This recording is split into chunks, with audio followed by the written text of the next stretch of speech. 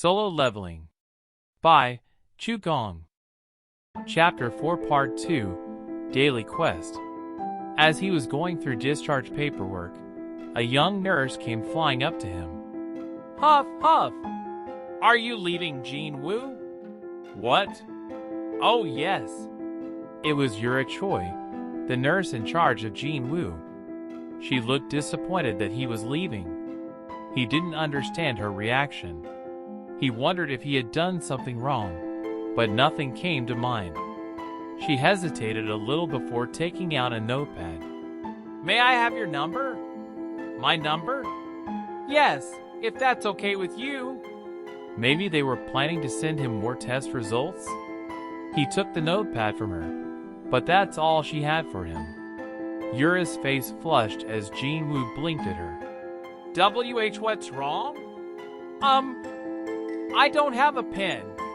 Oh. Jay, just a minute, please. In her haste, she hadn't thought to bring a pen. She looked around, all flustered. Oh, wait a minute. If it's a pen. The next second, he was holding a pen. It had instantly appeared in his hand, as soon as he recalled the ballpoint pen in his inventory. Anything he put in his inventory could be put back in or taken out with a mere thought. The inventory really was a convenient feature. Once he confirmed that it really was the pen in his hand, he called to Yura. I realized I already had a pen. Oh, really? Phew, I'm glad. She placed her hand on her chest and gave a sigh of relief. Jean Wu smiled as he wrote out his phone number.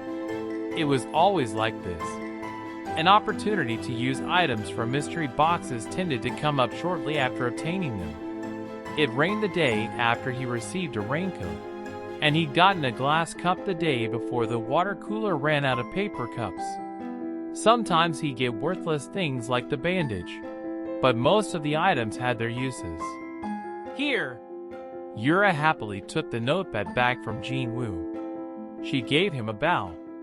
I'm looking forward to it. Oh, I'm looking forward to it too. With that, Yura rushed off somewhere. He cocked his head as he watched her hurry away.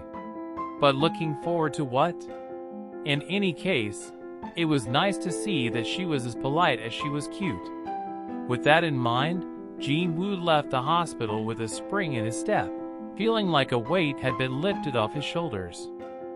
Jin Wu's first stop was the Hunters Association headquarters in Gyeongju, Seoul.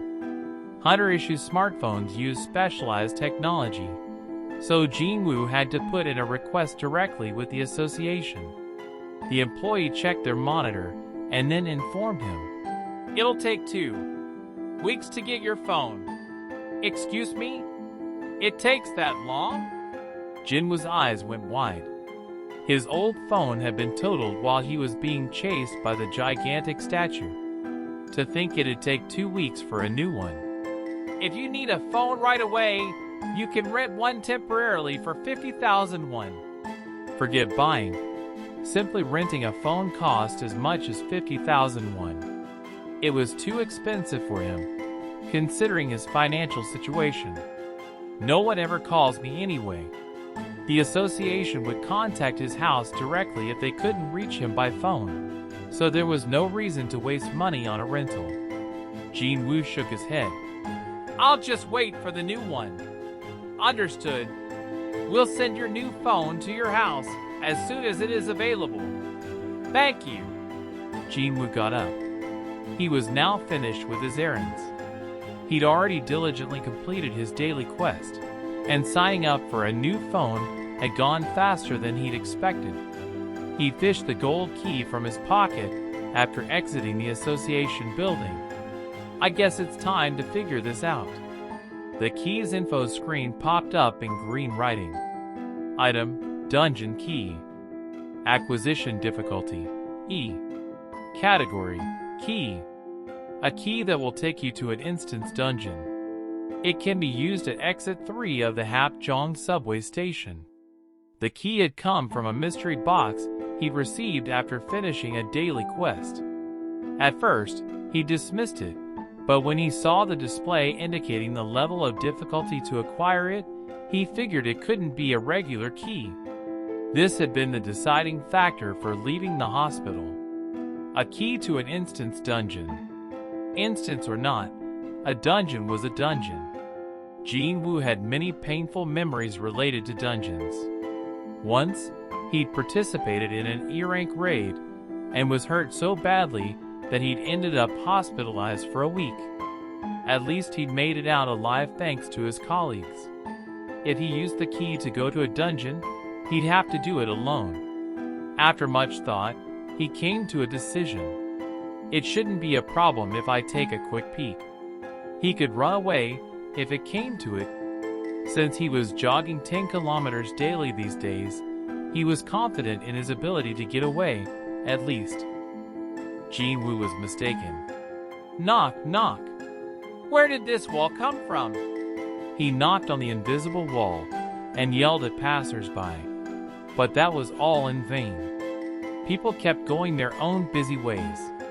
Sometimes they approached exit 3 to enter Hapjeong Station, but they vanished from his view once they reached the invisible wall. It was as if he were in a different dimension. When Jin-woo tried to force his way out, he received another message. Ping. You cannot leave the dungeon. You must either kill the boss or use a teleportation stone. He'd been getting the same message for a while now. The dungeon's key had disappeared as soon as he stepped through exit 3. Realizing something was wrong, he turned back only to find the entrance was already blocked. He had been expecting there to be a gate or a secret door somewhere near exit 3, but that clearly wasn't the case. To make matters worse, unlike a typical dungeon, it was impossible to leave of his own accord. This isn't a normal dungeon. Ji-woo sighed and turned to get his bearings. The subway station had transformed into a jungle.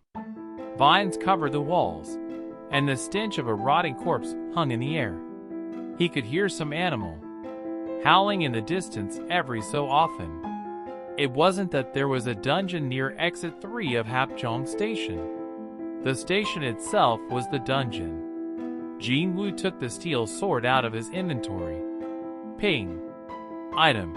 Kim Sang-shik steel sword. Attack power plus 10. The exit was blocked, and he had no way to contact the outside world. His only option was to go forward. Ji-woo swallowed nervously and slowly descended the stairs. He quietly looked around but sensed nothing amiss. He held his breath as he assessed his surroundings, but he couldn't sense anything. Still, it would be unwise for him to let his guard down. Even among low-rank magic beasts, many of them had ways of masking their presence. Or rather, it'd probably be more accurate to say that, because their ranks were low, they had to mask their presence in order to pull off surprise attacks. Past the washrooms and farther in the station were the subway shops. The old, rundown stores reminded Jin-woo of abandoned buildings. Under the dim fluorescent lighting, the abandoned stores and corridors with absolutely no sign of life gave him the creeps. ZZZT. Some of the lights flickered as if they were about to go out. As he walked down a corridor, with weeds pushing out between the broken floor tiles, Jin-woo felt an uneasy chill. Everything was deadly quiet, but he sensed he was being watched. And then, there was the smell. It was the intense stench of a rotting dead animal infested with flies. It was a scent familiar to Jin-woo, since he frequented dungeons. This smell, it's an animal type. Jin-woo couldn't feel its presence anywhere. It was almost like a predator, hiding and lying in wait for its prey. It's waiting for an opening, huh? Then Jin-woo had to give it one. He purposefully turned around, exposing his back, and slowly started walking the way he'd come. Animals attack when an opponent shows their back. Animal-type magic beasts aren't much different. Ji-woo had taken 3 steps when CRRSHHH. Something blasted through the display window of a clothing store at the end of the corridor. It landed on the floor and immediately jumped for Jinwoo's neck.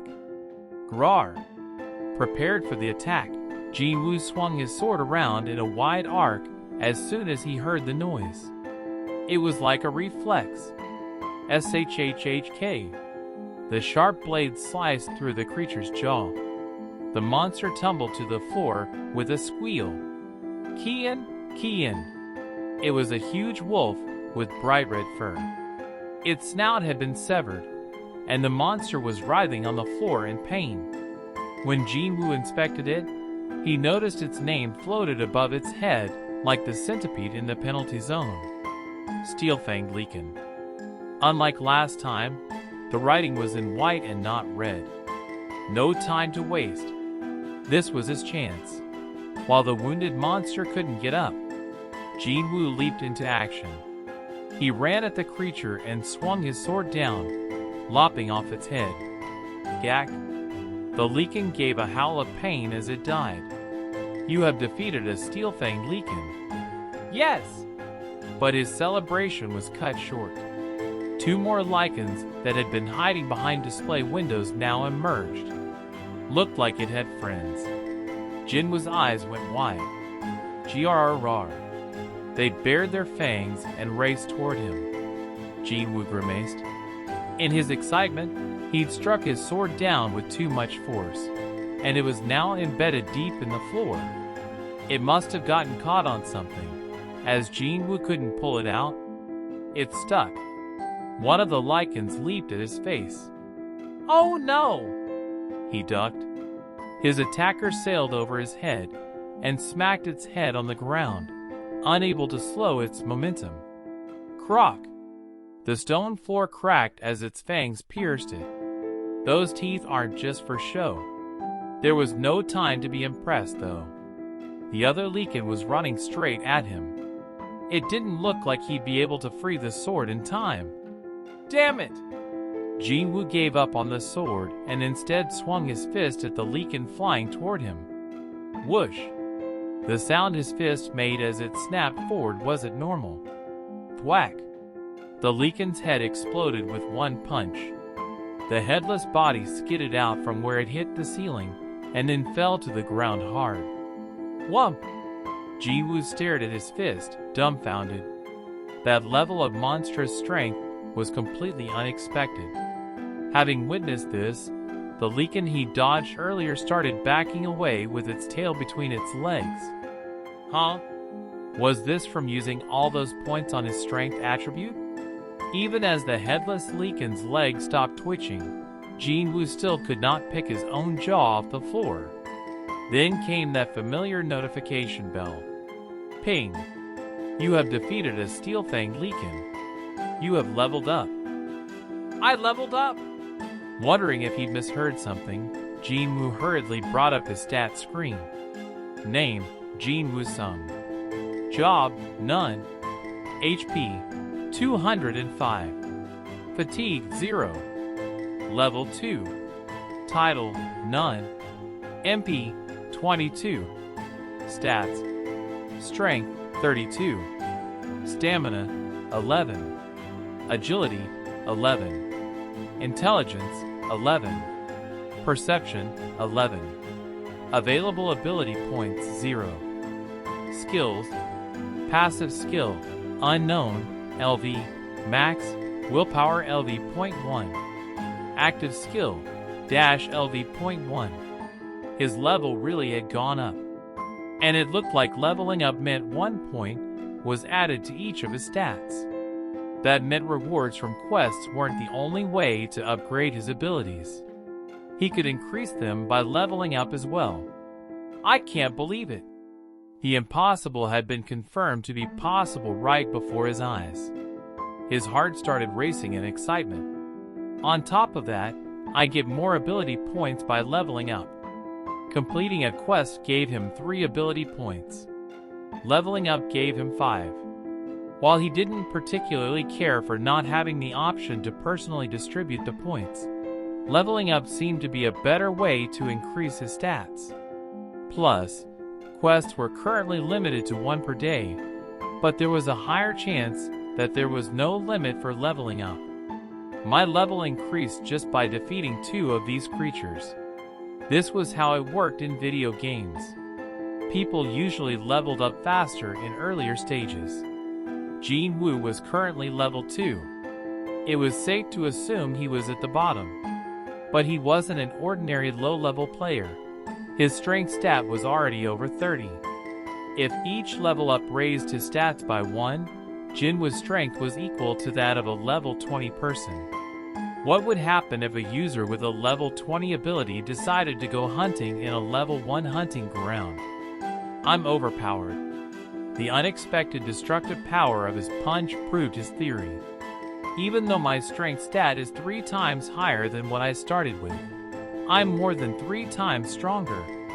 Jin Woo had started with a strength stat of 10. Strength at 10 versus strength at 30. The number had tripled, but the power he demonstrated was much more than 3 times his starting point. Maybe his power was increasing exponentially as his stats went up. That would explain this destructive power. His movements had gotten faster as well. Before, he wouldn't have been able to dodge the Leakin that had come barreling at him so easily, nor would his punch have made that whistling sound. Then again, makes sense that my speed would go up when strength increases. Raising his strength stat developed his muscles, which in turn raised both his power and speed. The battle with the Lycans had demonstrated this. But then what would change if he raised his agility stat? He was dying to find out, but there was no way of doing so now. To accomplish it, he'd have to increase the stat. But he felt it was a waste to use the ability points received from quests on agility. Why squander resources there when raising strength increased both his power and speed in one go? That left only one other way. I need to level up as quickly as possible. He had to in order to increase agility. Every journey begins with the first step. He'd see a difference someday, as long as he kept compounding it by 1. Jin Woo finally pulled the sword out of the ground. Should I get going then? There was one more Leakin left to kill. Where'd it go? The Leakin that had been there not too long ago had disappeared. Jin Woo searched thoroughly nearby, but couldn't find a trace of it. It had probably escaped while Jin Woo was distracted by his stat screen. Thinking back, its tail had been down, and it had been eyeing him for a chance to flee. Tisk! He pursed his lips in disappointment at the thought of losing a chance at gaining experience points. He was about to move on when it occurred to him. Do these things not have essence stones? He abruptly stopped. Magic beasts found in gates had at least one essence stone in their body, if not several. If you were lucky, you might also get a rune stone from one.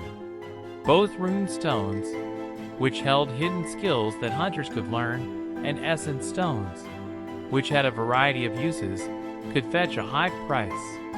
It wouldn't be wrong to say that hunters went on raids not just for the basic pay from the association, but also to harvest essence stones.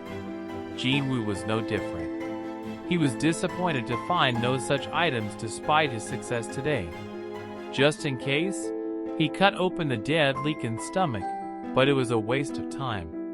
These things were totally different from the magic beasts he knew. He'd been in many dungeons in his time, but had never seen a magic beast that resembled a wolf. Jin Woo shook his hand clean as he stood up. Something shiny in the Leakin's mouth caught his attention. He forced its jaw open. One of its teeth was shining. When Jin Woo extended his hand toward it, a message popped up. You have discovered item, Leakin Fong. Would you like to acquire it? Acquire. Item, Leakin Fong. Acquisition difficulty, none. Category, miscellaneous. A Leakin's large, sharp fawn. It can be placed in the inventory or sold in the shop. Jin Woo blinked at the fawn in his hand. There's a shop? This system really wasn't user-friendly. A user had to figure things out on their own as they experienced different scenarios. The worst offender had been the penalty quest, where he'd almost been killed with absolutely no explanation. He angrily gnashed his teeth at the memory as he summoned the shop. Shop! He sort of expected a store with a large sign that said shop run by an NPC to appear out of thin air. All that popped up, though, was a hologram screen with green writing, similar to the other messages. There were 2 words, buy and sell. It was quite a simple setup. Ji-woo chose to buy. He had no money, but he was curious about the shop's inventory. Alas, the system was very strict. You cannot buy anything at your level. He was used to being treated like dirt when it came to establishments that required payment. Yeah. He turned his attention to selling. Would you like to sell item? Leakin Farm? Sure. His inventory screen appeared with the sound of jingling coins. All the way at the bottom of the inventory, the space labeled gold had the number 20 written inside. It had been blank yesterday. 20 gold? It wasn't actual money he could use in real life, and he couldn't buy anything in the shop yet, so he couldn't really grasp how much 20 gold was worth. I guess it'd be worth as much as something from an E-rank dungeon.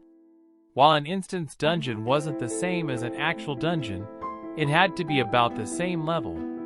Ji-woo figured it'd be better to be safe than sorry, and went to retrieve the other Leakin's Fong, but then facepalmed when he realized something.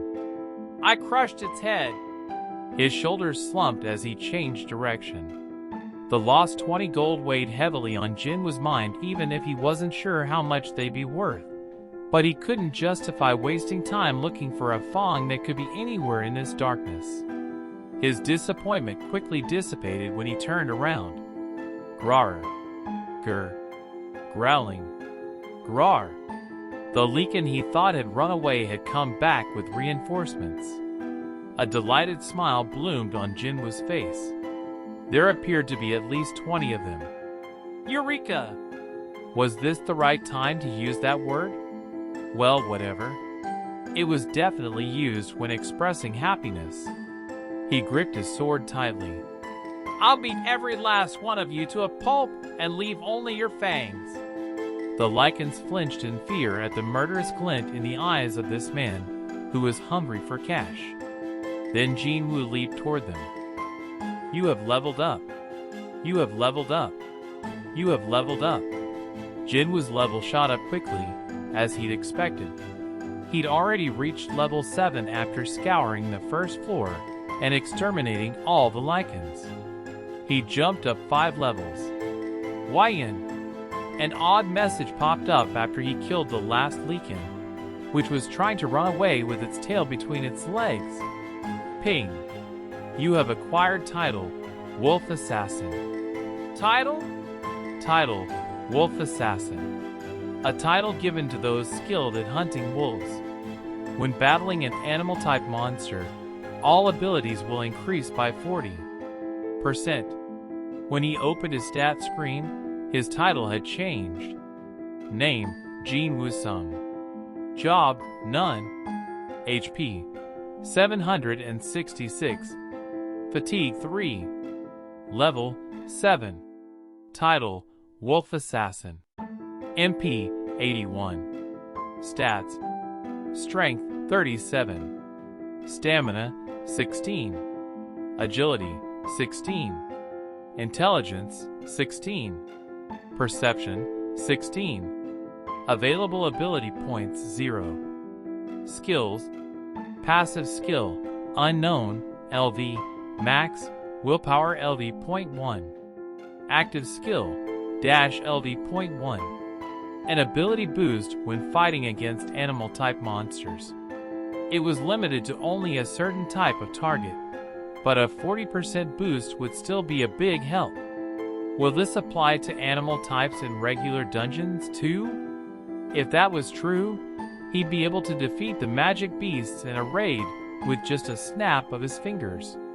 In any case, Jinwoo had managed to gather quite a haul. 34 lichen fangs, 2 dull daggers, a traveler's cloak, and a transportation stone. He discovered that items could occasionally be found in a dead lichen stomach. Unfortunately, none of them seemed very useful. The dull daggers didn't have much attack power compared to his steel sword, and the traveler's cloak was less a clothing item and more of a miscellaneous item to sell to the shop. He ended up receiving more than 1,000 gold for selling everything. Balance: 1,060 gold. But I'm not particularly happy about it. No matter how much gold he saved, he had nowhere to spend it. The only thing left was the teleportation stone. Back at exit 3, when he'd made a fuss about leaving, he received a message that said he could leave once he found a teleportation stone. He could leave here if he wanted. He had 2 options now. The stairs leading down to the second underground floor were right in front of him, and he had the teleportation stone in his hand. Push forward or retreat. The old Jinwoo would have chosen to wait until his next opportunity without hesitation. That was how he'd survived so many raids despite his dismal abilities. People said it was a miracle, but it was actually due to smart decision-making. However, things were different now. He didn't want to go back. If he gave up now, he felt like he'd never be able to move forward. I've done a lifetime's worth of retreating. Shouldn't he try to clash with what was ahead for once in his life? He put the teleportation stone back in his pocket. His footsteps, as he headed down to the second floor, were as light as air.